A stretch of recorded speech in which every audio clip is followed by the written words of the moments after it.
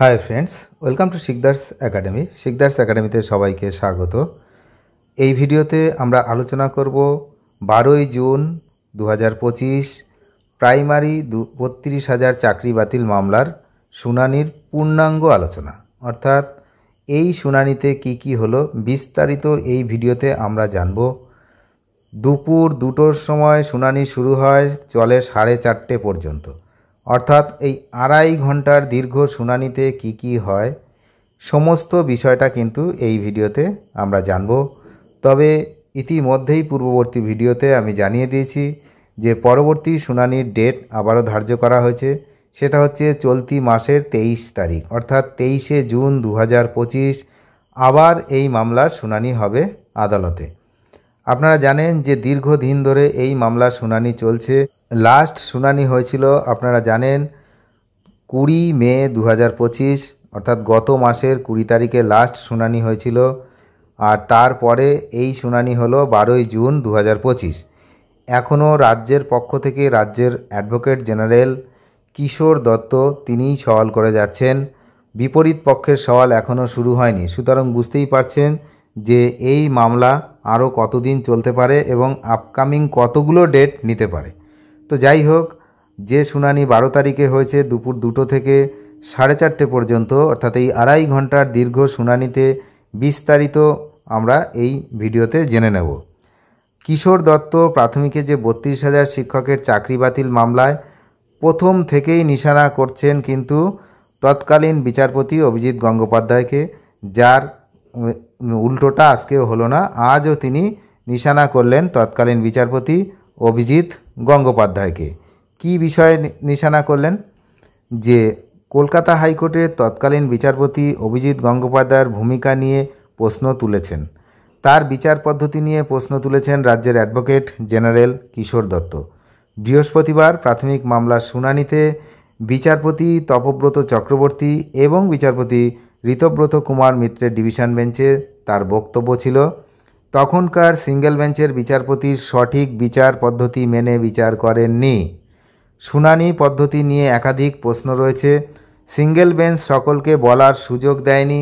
বিচারপতি খেয়াল খুশি মতো শুনানি পর্ব চালিয়ে গিয়েছেন। বৃহস্পতিবার দুপুর 2টো থেকে এই মামলার শুনানি শুরু হয়। বিকেল 4:30 পর্যন্ত চলে শুনানি, যেমনটা একটু আগে আমি আপনাদেরকে জানালাম। রাজ্য তথা পর্ষদের তরফে সওয়াল করেন এজি কিশোর দত্ত। আগামী 23শে জুন এই মামলার পরবর্তী শুনানি হবে। এই মামলায় বৃহস্পতিবার এজি অভিযোগ করেন, মামলাকারীদের বক্তব্য শোনার পরে শুনানিতে স্থগিত করে দিয়েছিলেন তৎকালীন বিচারপতি অভিজিৎ গঙ্গোপাধ্যায়। তারপরে পর্ষদের কাছে পাল্টা হলফনামা তলব করেছিলেন, অথচ আগে সেই একই আবেদন তিনি বাতিল করে দিয়েছিলেন। এজির উদ্দেশ্যে ডিভিশন বেঞ্চ কিন্তু মন্তব্য করেছেন।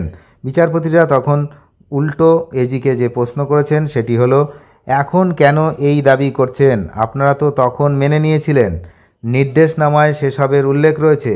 তখন এজি এই বিচারপতিদের প্রশ্নের উত্তরে বলেন, কিছু করার ছিল না, প্রতিটি নির্দেশকে চ্যালেঞ্জ করে তো আর ডিভিশন বেঞ্চে যাওয়া যায় না।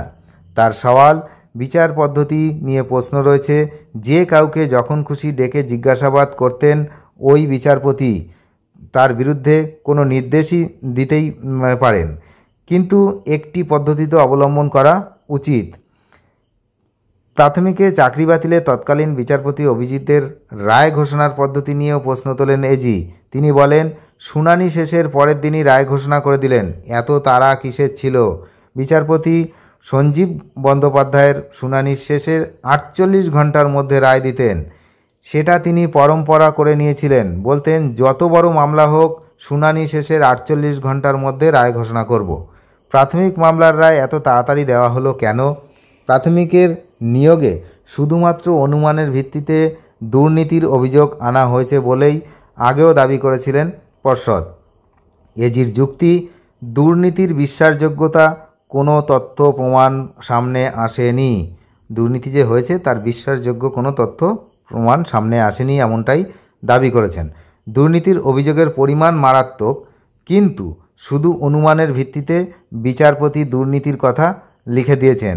রাজ্যের আইনজীবীর অভিযোগ, পুরো মামলার শুনানিতে নিম্ন আদালতের বিচার প্রক্রিয়ায় কাজ করেছে সিঙ্গেল বেঞ্চ। আইনকে পাশে সরিয়ে পুরো রায় দেওয়া হয়েছে। প্রাথমিকের 32,000 চাকরি বাতিলের পেছনে অ্যাপটিটিউড টেস্ট না নেওয়ার কারণ দেখিয়েছে সিঙ্গেল বেঞ্চ। পর্ষদ জানায়, এই অভিযোগের কোনো গুরুত্ব নেই। জেলাভিত্তিক মেধা তালিকা প্রকাশ হয়, ওই টেস্টও সেই অনুযায়ী নেওয়া হয়েছিল, যেটা সম্পূর্ণ মিথ্যা কথা। সব জায়গায় হয়নি, আপনারা জানেন।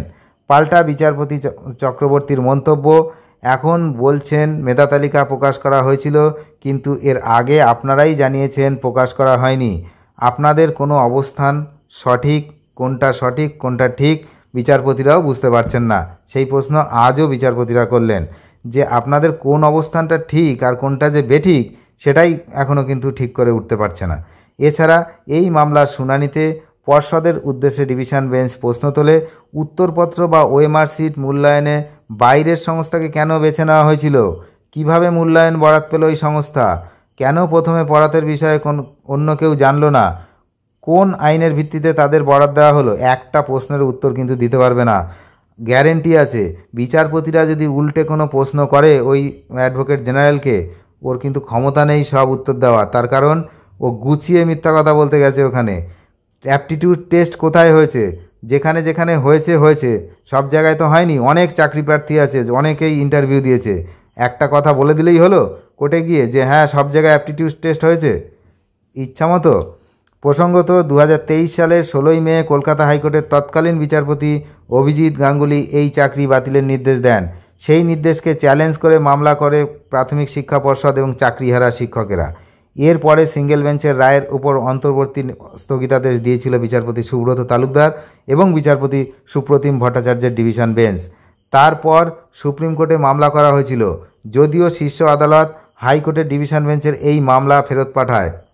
গত 7 এপ্রিল সাময়িকভাবে শুনানি স্থগিত হয়ে গিয়েছিল বিচারপতি সৌমেন সেন এই মামলা থেকে সরে দাঁড়ানোর। আপনারা জানেন যে সৌমেন সেন হঠাৎ করে এই মামলা থেকে সরে দাঁড়িয়েছিলেন। 2014 সালের টেট পরীক্ষায় উত্তীর্ণ হন প্রায় 1,25,000 প্রার্থী। এই 1,25,000 প্রার্থী সবাই সাক্ষী আছে, সব জায়গায় অ্যাপটিটিউড টেস্ট হয়নি। শুধু বলে দিলেই হলো অ্যাপটিটিউড টেস্ট হয়েছে। পর্ষদ 2016 সাল থেকে তাদের নিয়োগ প্রক্রিয়া শুরু করে। চাকরি দেওয়া হয় 42,949 জনকে, কিন্তু ওই নিয়োগে একাধিক ত্রুটির অভিযোগ করে কলকাতা হাইকোর্টে মামলা দায়ের হয়েছিল। তারই ভিত্তিতে চাকরি বাতিলের রায় দিয়েছিল সিঙ্গেল বেঞ্চ। সুতরাং এই যে কথাগুলো যেগুলো বলা হচ্ছে রাজ্যের পক্ষ থেকে, কিছু তো ঠিক কিন্তু কিছু যে বেঠিক সে তো সবাই বুঝতে পারছেন। আমি আবারও বলছি যে এই যে মামলা, এর রায় কোন দিকে যাবে কেউ বলতে পারছে না এই মুহূর্তে। 32,000 যে চাকরি বাতিলের রায়, সেই রায়, একটা চাকরি বাতিলের রায় যদি একবার হয়ে যায়, সেই রায় পুনরায় ফিরে পাওয়া কিন্তু খুব চাপ। বিগত দিনের যে সমস্ত উদাহরণ রয়েছে সেখানে কিন্তু এইসবই দেখা গেছে। একটা রায় যদি হয়ে যায় সেটা বারবার বেঞ্চ বদল হয়, উচ্চতর আদালতে যায়, কিন্তু রায়ের কিন্তু খুব একটা পরিবর্তন হয় না। সামান্য পরিবর্তন হলে হতে পারে, কিন্তু পূর্ণাঙ্গ যে রায়টা, যে মেন যে রায়, সেটা কিন্তু কখনোই খুব একটা পরিবর্তন হয়নি। আর তার ওপরে যদি সত্যিকে মিথ্যা, মিথ্যাকে সত্যি, এইসব চালানোর চেষ্টা হয় আদালতে, সেটা কিন্তু খুবই মারাত্মক হবে উভয় পক্ষের জন্য। যারা চাকরি করছেন 32,000-এর মধ্যে আছেন এবং যারা এই দুর্নীতির জন্য চাকরি পাননি, উভয় পক্ষের জন্যই কিন্তু ক্ষতি হবে। সুতরাং সবাইকে সত্যি কথাটা জানাতে হবে, যেটা সত্যি, যেটা হয়েছে সেটা বলতে হবে। যে অ্যাপটিটিউড টেস্ট দিয়েছে সে বলবে হ্যাঁ আমি দিয়েছি, যে দেয়নি সে স্বীকার করবে যে হ্যাঁ আমি অ্যাপটিটিউড টেস্ট দিইনি, চাকরি করছি। কিন্তু এখন যেটা দেখা যাচ্ছে, বেশিরভাগ চাকরি যারা করছেন তাদের মধ্যে বেশিরভাগ সময় কমেন্ট আসছে যে আমার এলাকায় অ্যাপটিটিউড টেস্ট হয়েছে, আমার এলাকায় অ্যাপটিটিউড টেস্ট হয়েছে। আবার এলাকা তো একটা নয়, অনেকগুলো জেলা। কিছু কিছু জায়গায় অ্যাপটিটিউড টেস্ট হয়েছে, কিছু কিছু জায়গায় হয়নি। যেগুলো হয়নি তারাও এখন বলছে যে হ্যাঁ হয়েছে। এগুলো ঠিক নয়, এইসব করে চাকরি বাঁচানো যাবে না। অনেক ধন্যবাদ ভিডিওটি শেষ পর্যন্ত দেখার জন্য। চ্যানেলে নতুন হলে অবশ্যই চ্যানেলটিকে সাবস্ক্রাইব করে সঙ্গে থাকবেন। Thank you.